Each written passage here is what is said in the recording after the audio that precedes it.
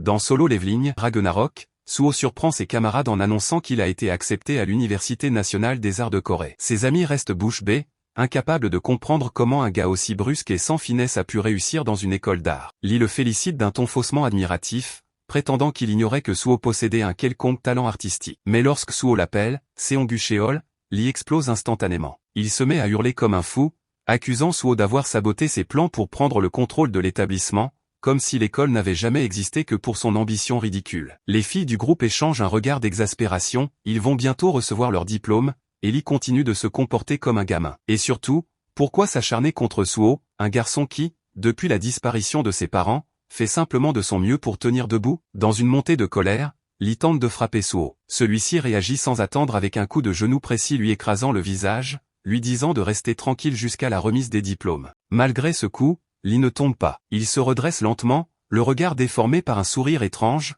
comme s'il venait de découvrir une force qu'il ne soupçonnait pas lui-même et dit à Suho qu'il n'a pas mal du tout. Il fonce sur Suho, le poing chargé d'une énergie anormale. Suho esquive de justesse. Le coup s'abat dans les casiers derrière lui et les pulvérise dans un fracas métallique qui résonne dans tout le couloir. Les élèves présents restent figés, incapables de comprendre ce qui vient de se passer. Même Lee semble stupéfait par la puissance qu'il vient de déchaîner. Suho, immobile, sent un frisson parcourir son dos. D'où vient cette force? Pourquoi maintenant? Et pourquoi lui? 2 ans passent. Désormais étudiant en 2e année à l'université, Suho marche dans les rues, perdu dans ses pensées, toujours hanté par ce jour inattendu. Non loin, un homme interpelle les étudiants, tous les cours du bâtiment principal sont déplacés vers le bâtiment secondaire. Une faille vient de s'ouvrir, et des chasseurs ont pénétré à l'intérieur pour éliminer les monstres. Depuis combien de temps ils sont dedans? Demande un agent et on lui répond que ça fait un peu plus de 8 heures. Mais que c'est un portail de rendez, il devrait bientôt en sortir. La foule attend, inquiète. Le silence se fait lourd. Suho observe la scène, pensif, comme si quelque chose se préparait. Une sensation étrange et obscure